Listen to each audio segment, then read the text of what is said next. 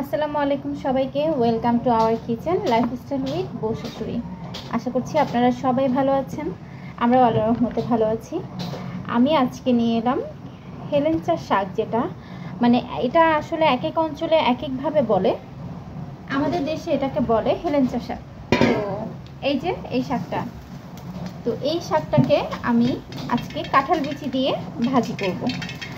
তো সবাই নিশ্চয়ই আলু দিয়ে খেয়ে দেখেছেন বা এমনি নর্মালি ভাজি খেয়ে দেখেছেন। আজকে আমি এটা কাঁঠাল বিচি দিয়ে ভাজি করে দেখাবো। তো এই যে আমার এই শাকটা লম্বা লম্বা পাতা, এই যে এরকম এরকম এই শাকটা কিন্তু অনেক মজার। আমার আম্মু কিন্তু সবসময় এই শাকটা খুবই মজা করে রান্না করে কাঁঠাল বিচি দিয়ে। আমি আজকে আপনাদেরকে সেটাই দেখাবো। চলেন আজকে এই শাকটা রান্না করে দেখাই। এইটার জন্য আমি প্রথমেই একটা কড়াইয়ের মধ্যে কিছুটা তেল নিয়ে নিয়েছি, আর এখানে আমি দিয়ে দিচ্ছি পেঁয়াজ কুচি, বেশ খানিকটা পরিমাণ দিব, আর দিয়ে দিব রসুন কুচি। এবার আমি এটাকে একটু ব্রাউন করে ভেজে নিব। বেরেস্তা করব না, পুরোপুরি একটু বাদামি ভাবটা আসলেই আমি এখানে লবণ হলুদ দিয়ে দিব। এই যে আমার পেঁয়াজ রসুন কিন্তু একটু ব্রাউন ব্রাউন চলে এসেছে। এই পর্যায়ে আমি লবণ আর হলুদটা দিয়ে দিচ্ছি পরিমাণ মতো লবণ, আর দিয়ে দিচ্ছি পরিমাণ মতো হলুদ।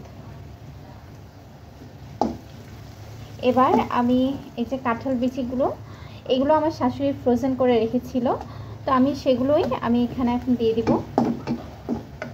এগুলো কিন্তু কিছুটা সেদ্ধ করা, 50% সেদ্ধ করা, আর বাকি 50% শাকের সাথে চলে আসবে। তাই আমি এই পর্যায়ে কাঁঠাল বিচিটা অ্যাড করে দিয়েছি। আর এই পর্যায়ে আমি শাকটা দিয়ে দিব। আপনারা জানেন তো যে শাকের পুষ্টিগুণ খুব বেশি থাকে যখন সেটা বড় বড় করে কুটে দেওয়া হয়। যে কোনো শাক যখন আপনি বড় করে কুটে রাখবেন বা বড় করে কুটে রান্না করবেন, সেটার পুষ্টিগুণ কিন্তু অনেক বেশি থাকে। তো তার জন্য এই শাকটা একটু বড় বড় করে কুটে এটা ভাজি করলাম, এটা পুষ্টিগুণের কারণেই।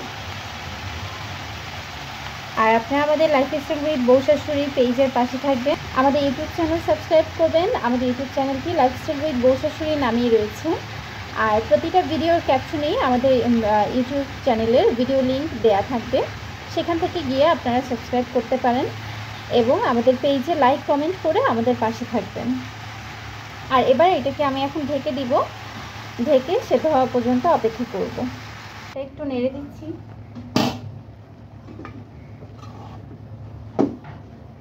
আর আপনারা খেয়াল করেছেন নিশ্চয়ই, আমি কিন্তু এখনও কাঁচামরিচ দেইনি, কারণ কাঁচামরিচ থেকে যেন বেশি ঝাল না বের হয়, তার জন্য আমি কাঁচামরিচটা একটু পরে দিচ্ছি, মানে এখন দিব। অনেক সময় হয় কি যে বাচ্চারা কাঁচামরিচটা ঝালটা যেটা সেটা আসলে নিতে পারে না অনেক ঝাল হয়ে গেলে, তার জন্য আমি একটু ঝাল বের হওয়ার জন্য আমি এখন কাঁচামরিচটা অ্যাড করব। আমি এখন কাঁচামরিচগুলো কেটে দিয়ে দিচ্ছি। আর শাকের মধ্যে কিন্তু হলুদ না দিলে বেশি ভালো হয়, কাঁঠাল বিচি দেয়া আছে তাই আমি এখানে একটু হলুদ ব্যবহার করেছি। না হলে আমি হলুদটা আসলে না দিলেই বেটার মনে হয় আমার কাছে, তাহলে একটা সবুজ সবুজ একটা ভাব থাকে শাকে। অবশ্য আমার শাকে এখনও পর্যন্ত সবুজ ভাবটা আছে, কেননা আমি হলুদটা একটু কমিয়ে দিয়েছি শুধুমাত্র কাঁঠাল বিচির জন্য। আমি এই পর্যায়ে এখন ঢেকে দিব, কিছুক্ষণ পর মরিচ সহ আবার নেড়ে দিব। এখন আমি একটু শাকটা একটু নেড়ে দিয়ে দিচ্ছি।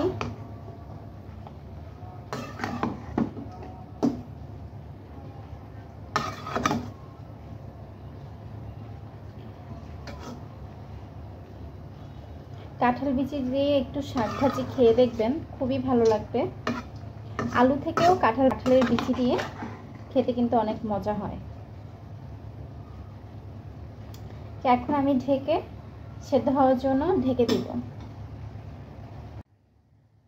আমার শাক ভাজি কিন্তু কমপ্লিট, পানিও শুকিয়ে গিয়েছে, ভালোভাবে সিদ্ধ হয়ে গিয়েছে।